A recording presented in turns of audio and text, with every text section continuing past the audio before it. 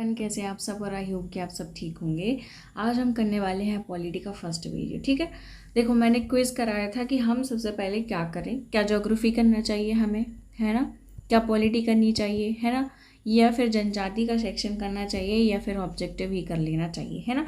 तो बहुत सारे जो क्विज हैं उसमें बच्चों का जो सबसे अधिक जो वोटिंग आई है वो आई है पॉलिटी पे। मतलब कि बहुत सारे बच्चों को पॉलिटी में दिक्कत हो रही है। अक्सर देखो राज्यपाल की जितनी भी लिस्ट है, कौन राज्यपाल था, कौन कहाँ का राज्यपाल था, फिर मुख्यमंत्री भी रहा है, ऐसे कुछ क्वेश्चन में हमें जो है कन्फ्यूज़न होता है। और पॉलिटी सच में थोड़ी सी टफ है। ठीक है, उसको ही हम थोड़ा सा पढ़ लेंगे तो सही हो जाएगा।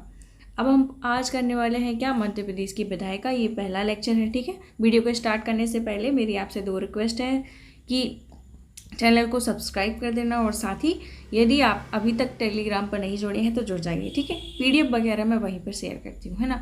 अब देखो, राज्य व्यवस्था शासन का अंग क्या होता है, 3 होते हैं अंग। एक होती है विधायिका जो विधि का निर्माण करती है ना। दूसरा, उसको एग्जीक्यूट करने के लिए क्या रहता है, देखो ऐसा नहीं है कि एक ही शासन व्यवस्था या फिर एक ही अंग द्वारा सारे काम किए जाए, है ना। धीरे धीरे जो हमारी राजनीति में थोड़ा सा प्रोग्रेस हुआ, तो इस प्रकार से अभी हमारा स्ट्रक्चर है कि एक विधायिका होती है, दूसरी कार्यपालिका, और न्याय देने के लिए अलग ही संगठन है जो कि न्यायपालिका है। ठीक है, विधायिका में जैसे हमारे मध्य प्रदेश में क्या है, विधानसभा, कहीं कहीं विधान परिषद भी रहती है, लेकिन हमारे मध्य प्रदेश में विधान परिषद नहीं है, हमारे मध्य प्रदेश में बस है विधानसभा। ठीक है, अब कार्यपालिका की जहाँ हम बात करेंगे तो कार्यपालिका में क्या क्या है, 2 प्रकार से होती है। एक अस्थायी कार्यपालिका होती है और एक क्या रहती है, स्थायी कार्यपालिका। अस्थायी में क्या रहता है कि जिनका कार्यकाल बस 5 वर्ष का है, या फिर 5 वर्ष का ना होकर अविश्वास प्रस्ताव यदि आ जाता है उनके खिलाफ, तो वो अपने पद से हटा दिए जाते हैं। ठीक है, अब उनमें कौन कौन से आते हैं, राज्यपाल आते हैं और मुख्यमंत्री आते हैं। लेकिन भाई जब हम प्रशासनिक कार्यपालिका की बात करते हैं तो इसमें स्थायी कार्यपालिका, मतलब कि जो स्थायी रूप से कार्य करते हैं, अब वो कौन रहते हैं, आईएएस वगैरह रहते हैं, बड़े बड़े पदाधिकारी रहते हैं। मतलब कि उन्हें आप 5 वर्ष के उपरांत नहीं हटा सकते हैं, वो एग्ज़ाम दे के निकले हैं। ठीक है, इसके बाद जब न्यायपालिका की बात करेंगे तो न्यायपालिका ना केवल हमारे राज्य की बल्कि अलग अलग संगठनों में क्या रहता है, हाईकोर्ट रहता है, एक खंडपीठ रहती है और जिला कोर्ट रहती है। ठीक है, अब जब छोटे छोटे से मामले, ऐसा नहीं है कि हर इंसान हाईकोर्ट में ला के दे। ठीक है, और पहली बात, हमारे मध्य प्रदेश में खंडपीठ तो है 2, लेकिन हर इंसान वहाँ तक नहीं जा सकता, अपनी शिकायत लेके वहाँ तक नहीं जा सकता। हो सकता है गरीब इंसान है ना, तो अब उसको जबलपुर या इंदौर या ग्वालियर जाना पड़ेगा, उसके लिए उसका आधा सा खर्चा ही हो जाएगा। और मान लो उसका केस बस 25,000 के लिए है, उसमें से 3 से 4 हज़ार उसको जाने आने में लग जाएंगे, तो फिर बचा क्या है, 2-3 बार तो उसकी सुनवाई होगी, तो इस हिसाब से उसको तो लॉस हो गया। तो फिर जो न्यायपालिका में जो जिला कोर्ट या फिर खंडपीठ रहती हैं, वो इन्हीं केस के लिए रहती है ना। बड़ा केस नहीं होता है, संबंधित नहीं होता है, तो फिर छोटे, मतलब जो छोटे छोटे केस रहते हैं वो जिला स्तर पे भी सुलझाए जा सकते हैं। इस प्रकार से 3 रूप से डिवाइड होता है। ठीक है, हाँ, अब हम आगे चलते हैं। क्या लिखा है कि हमारे मध्य प्रदेश में सीटों का वितरण कैसे है। देखो, हमें लगता है कि हमें वर्तमान का बस पढ़ना चाहिए, और जो है पहले छत्तीसगढ़ हमारे पास था, है ना, 2000 तक छत्तीसगढ़, सन 2000 तक छत्तीसगढ़ हमारे मध्य प्रदेश का ही भाग था, लेकिन अब अलग हो चुके हैं। तो हम क्या करते हैं, कभी कभी बस हमारा वर्तमान स्ट्रक्चर पढ़ लेते हैं, पहले का नहीं पढ़ते। लेकिन ये जो भ्रांति है वो भी हमारी टूट चुकी है, क्योंकि 2025 में जब असिस्टेंट प्रोफेसर फेज़ 1 का पेपर हुआ था, तो उसमें पता है क्या पूछा गया था, उसमें ये पूछा गया था कि राज्यसभा जो है, राज्यसभा में अविभाजित मध्य प्रदेश की कितनी सीट्स थी। तो मध्य प्रदेश की कितनी सीट थी, 16 सीट थी। इस प्रकार से जो है कन्फ्यूज़न क्रिएट होता है। हमें ऐसा लगता है कि हमने तो सब पढ़ लिया है, लेकिन स्टिल हमसे नहीं बन रहा है, तो कुछ हम मज़े मज़े में ऐसी कुछ चीज़ें छोड़ जाते हैं कि अरे ये क्या ही इंपॉर्टेंट होगा। आपने कैसे डिसाइड कर लिया कि ये इंपॉर्टेंट है कि नहीं। यदि बुक में दिया है और यदि सिलेबस में है तो हमें पूरा पढ़ना है। देखो, जैसे हमने आयोगों को पूरा ही किया है, भले ही उसमें आयोग, सूचना आयोग, महिला आयोग, ये सब पूछे ना पूछे, वो 4 एक्ट से भले ही क्वेश्चन दे दे वो, है ना, अत्याचार निवारण अधिनियम, गौवंश अधिनियम, लेकिन हमने पूरे कर लिए क्योंकि सिलेबस में लिखा है, तो वो भाई कहीं से भी पूछ सकता है। ज़रूरी नहीं कि अब ये बस एक्ट से पूछ रहा है तो वो वहीं से ही पूछे। इसीलिए हमारी तरफ से ये कोशिश रहनी चाहिए कि हम अपनी तरफ से पूरी तैयारी करके जाएँ। ठीक है, तो मध्य प्रदेश की जब हम सीटों का वितरण कर रहे हैं, तो पहले हम विधानसभा को देखेंगे, है ना। वर्तमान में तो 230 है, अब इसका उल्टा कर दो, इस 3 को इधर ले आओ पहले ही बार, तो 3 और 2 को पीछे कर दो, 320 है ना। अब कैसे याद रखेंगे, कन्फ्यूज़न होगी क्या? नहीं, देखो जब हम छत्तीसगढ़ और मध्य प्रदेश दोनों साथ थे तो जनसंख्या कितनी होगी? जनसंख्या भी ज़्यादा होगी, है ना। जनसंख्या ज़्यादा होगी तो सीट्स भी तो हमें ज़्यादा ही लगेंगी ना। तो ऐसा होता है। तो पहले देखो 230 थी, है ना, अभी कितनी है? 230 है। पहले कितनी होंगी? 320 होंगी, है ना। इस प्रकार से ये कोई कन्फ्यूज़न नहीं होगी। हमेशा जब छत्तीसगढ़ और मध्य प्रदेश संयुक्त रहेंगे तो उनकी स्वाभाविक रूप से सीट अधिक होंगी, ठीक है। ओके, अब हम देखते हैं नेक्स्ट, ठीक है। अब हम करते हैं नेक्स्ट लोकसभा के बारे में, है ना। अब लोकसभा में हमारी वर्तमान की सीटें तो कितनी है? 29, लेकिन अविभाजित थे तब कितनी थी मध्य प्रदेश की? 40, ठीक है। तो ये थोड़ी सी कुछ चीज़ें हैं जो हमें याद रख के चलनी है ना। अब यहाँ पर देखो, अभी हम ST/SC की जो सीट है वो अभी हम नहीं कर रहे हैं। अभी हम डायरेक्ट बस इसको बस देख रहे हैं कि राज्यसभा में कितनी सीटें हैं। अभी वर्तमान में 11 सीट हैं, लेकिन जब अविभाजित थी तो हम कितनी सीटें थी? हमारे पास 16 थी, मतलब अधिक थी, ठीक है। अब देखो लोकसभा और विधानसभा के बारे में थोड़ा सा देख लेते हैं। ST/SC की सीट जो है उनको हम थोड़ा सा गौर कर लेते हैं, क्योंकि हो सकता है क्वेश्चन बन जाए, ठीक है। और क्वेश्चन बने भी हैं, हमने PYQ लगाया, उससे हमें समझ में आता है कि आते हैं क्वेश्चन, ठीक है। अब कितनी है? 230 सीटें हैं, जिसमें से ST की कितनी है? 47, और SC की कितनी है? 35, ठीक है। ये आपको 35 ये आपको याद रख के चलनी है, ठीक है।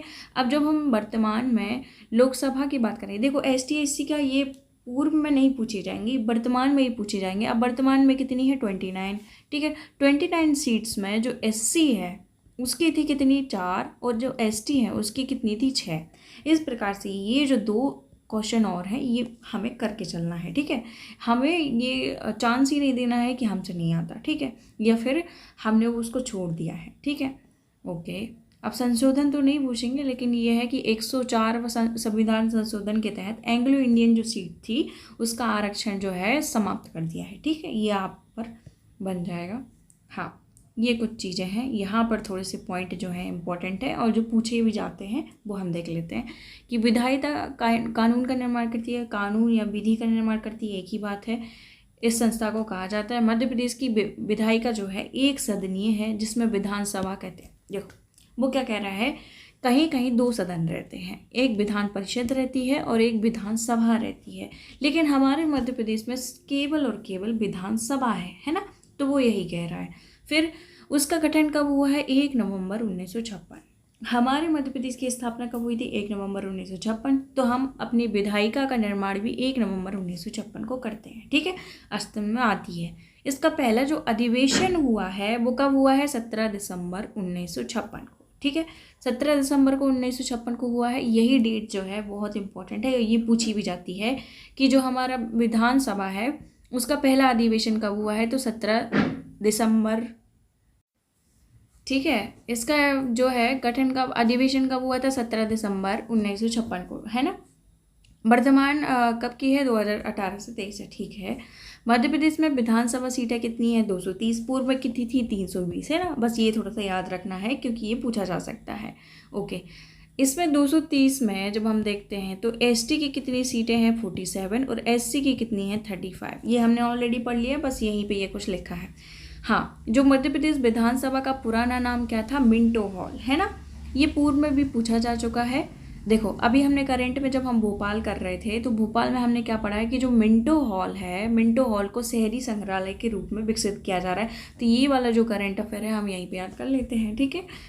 पहले क्या था? विधानसभा का जो भवन था वो मिंटो हॉल को बनाया गया था, लेकिन 1996 के पश्चात मध्य प्रदेश विधानसभा का नया भवन बनाया गया। इसे इंदिरा गांधी विधान भवन कहते हैं। अब आपका जो नेक्स्ट क्वेश्चन होने वाला है वो यहीं से होगा कि इसको बोलते क्या हैं? तो क्या बोलते हैं? इंदिरा गांधी विधान भवन, है ना। कब जो बना था? 1996। ये डेट भी इम्पोर्टेंट है और ये भवन भी बहुत ज़्यादा इम्पोर्टेंट है। अब पंडित कुंजीलाल दुबे राष्ट्रीय संसदीय विद्यापीठ भोपाल में स्थित है, ठीक है।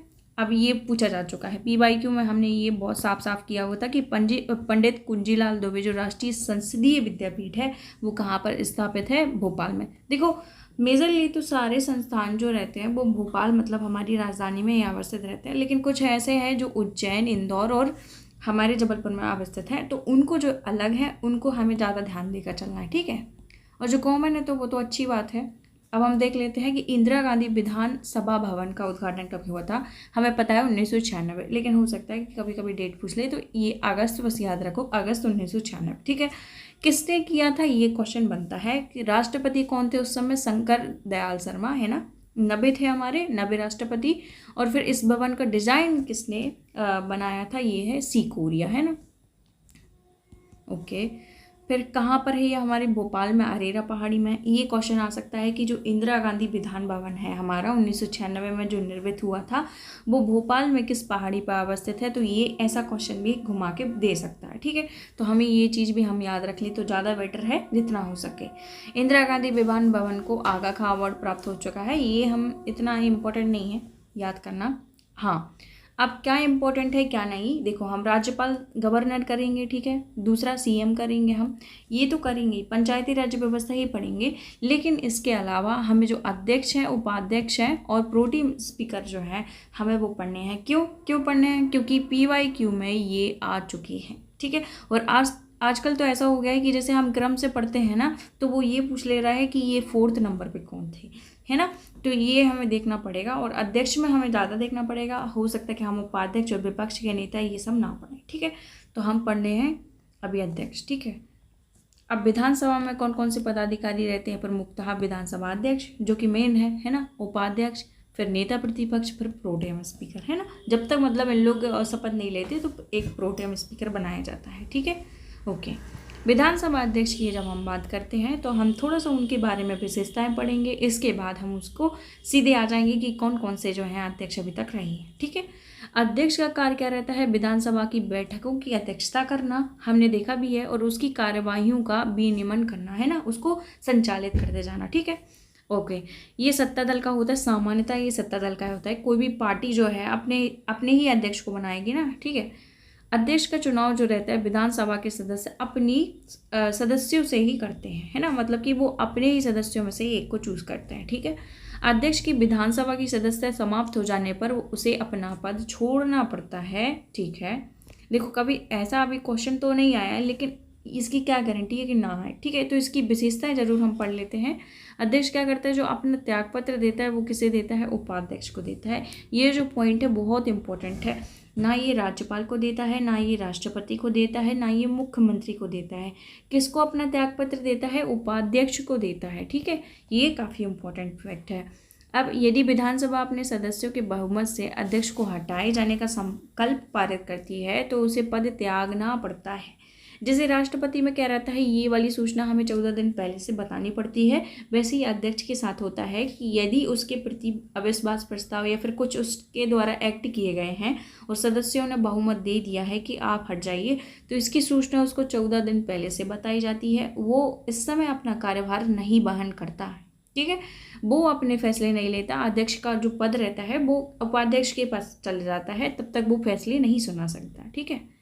ओके, यहीं पे लिखा है, देखो, जब अध्यक्ष उनके पद से हटाए जाने से संबंधित प्रस्ताव सदन में रखता है, मतलब अध्यक्ष को हटाए जाने का जो प्रस्ताव है सदन में रखा जाता है, तब वे सदन की अध्यक्षता नहीं कर सकते। मान लो अब जिस पे आरोप लगा है वही फिर कराया जा रहा है ना, तो वो डिसीजन नहीं ले सकता। उसके इसके अलावा या तो उपाध्यक्ष को बैठा दिया जाएगा, या उपाध्यक्ष नहीं है तो किसी वरिष्ठ नेता को बैठाया जाएगा, ठीक है। विधानसभा भंग हो जाने पर अध्यक्ष अपने द्वारा जो है पद रिक्त नहीं किया जाता, नई विधानसभा द्वारा अपना अध्यक्ष चुन लाने, मतलब कि क्या कह रहा है, जब जैसे मान लो कोई विधानसभा भंग हो गई है, ठीक है, विधानसभा भंग हो गई है और अभी हमारे जो अध्यक्ष हैं वो तब तक नहीं हटेंगे जब तक नए अध्यक्ष नई विधानसभा की ना आ जाए, ठीक है। मतलब कि ऐसा नहीं है कि पद रिक्ति हो गई है ना। तो ये संतुलन बनाए रखने के लिए मान लो कि अभी अध्यक्ष हैं गिरीश गौतम, है ना, वो कुछ ऐसा ही कि विधानसभा भंग हो गई, ठीक है, मुख्यमंत्री ने अपना त्यागपत्र दे दिया, सारी विधानसभा भंग हो गई। तो ऐसा नहीं है कि अध्यक्ष भी अपने पद से खाली कर दे जब तक कि नई विधानसभा नहीं बन जाती और नहीं जब तक नए जो अध्यक्ष है वो नहीं चुने जाते, ठीक है। ओके, तब तक वो अपने पद पर बना रहता है। उनका अर्थ ये है, सदन किसी मसले या वाद विवाद के दौरान वह व्यवस्था बनाए रखता है तथा नियमों के साथ व्याख्या करता है। देखो आपने संसद टीवी पे देखा भी होगा कि अध्यक्ष पद रहता है, सबको कंट्रोल भी करता है, सबको एक एक चांस भी देता है कि आप अपनी बातें रखिए, ठीक। इस प्रकार से वो जो है कंट्रोल करे रहता है ना। सदन पेश किया गया जो, हाँ, देखो, सदन में जो धन विधेयक पेश करते हैं, पहले तो विधानसभा में जो होता है, ठीक है, सबसे पहले तो विधानसभा में या फिर जो धन विधेयक आता है वो धन विधेयक है या अथवा नहीं, इसका प्रमाणन करने की जो शक्ति रहती है वो अध्यक्ष के पास रहती है, राज्यपाल के पास भी नहीं रहती भैया। ये किसके पास रहती है? विधानसभा अध्यक्ष के पास, ठीक है। वैसे ही केंद्र में भी लोकसभा अध्यक्ष के पास रहती है। अध्यक्ष की जब अनुपस्थिति अथवा पद रिक्त रहता है तो उसकी अध्यक्षता कौन करता है? उपाध्यक्ष, जो कि मैंने आगे ही आपको बता दिया है। लेकिन जब अध्यक्ष और उपाध्यक्ष दोनों के पद खाली हो तो सदन द्वारा नियुक्त सदस्य के रूप में अध्यक्ष के रूप में कार्य करेगा, मतलब कि उनके द्वारा जो सदस्य हैं उनके द्वारा कोई चुन लिया जाएगा, ठीक है। हाँ, अब जो मोस्ट इम्पोर्टेंट फैक्ट है वो ये है कि मध्य प्रदेश विधानसभा के जो प्रथम अध्यक्ष थे वो कौन है? पंडित कुंजीलाल दुबे, है ना। सबसे लंबे समय तक भी कौन रहे हैं? पंडित कुंजीलाल दुबे 10 वर्ष तक रहे हैं। और सबसे कम समय पर कौन है? देखो, बहुत तेज चल रहे थे लेकिन ये सबसे ज़्यादा ही तेज चल गए, मतलब कि कम ही तेज चल पाए, तेजलाल टेवरे, ठीक है, सबसे कम समय तक। अब हम करेंगे अध्यक्ष को थोड़ा सा ट्रिक वाइज याद करने की कोशिश। देखो, ये मेरे क्या है, एक दोस्त ने बताई थी, बाकी उसने खुद ही अपने आप से बना ली थी। अब आशा करती हूँ कि आपको पसंद आए, ठीक है। देखो, एक कुंजीलाल दुबे करके एक इंसान रहता है, ठीक है। कुंजीलाल दुबे, कुंजीलाल दुबे, कुंजीलाल दुबे। पहली बात तो ये 3 बार बनी है, ठीक है। ये याद रखना, क्रम भी याद रखना कि ये 3 बार बने हुए हैं। तो कुंजीलाल दुबे क्या रहता है कि ये अध्यक्ष बनते हैं, ठीक है। अब ये सोचते हैं कि मैं काशी जाता हूँ, है ना, काशी जाता हूँ और वहाँ पर जो है तेज़ी से मैं काशी जाता हूँ और मैंने जो भी गुल जमाए थे या फिर जो भी पाप किए थे वो मैं धुल जाऊँगा, ठीक है, धुल लूँगा। तो ये तेज़ मतलब कि बहुत रफ्तार से कहाँ जाते हैं? काशी। तो काशी प्रसाद पांडे, और फिर इसके बाद कौन आ जाएंगे? तेज से गए तो तेजलाल टेम्बरे, ठीक है। इसके बाद जो उन्होंने गुल खिलाए थे या फिर जो भी उन्होंने पाप किए थे तो क्या आ जाएगा? श्री गुलशेर अहमद। उसको धोने के लिए वो काशी गए, ठीक है।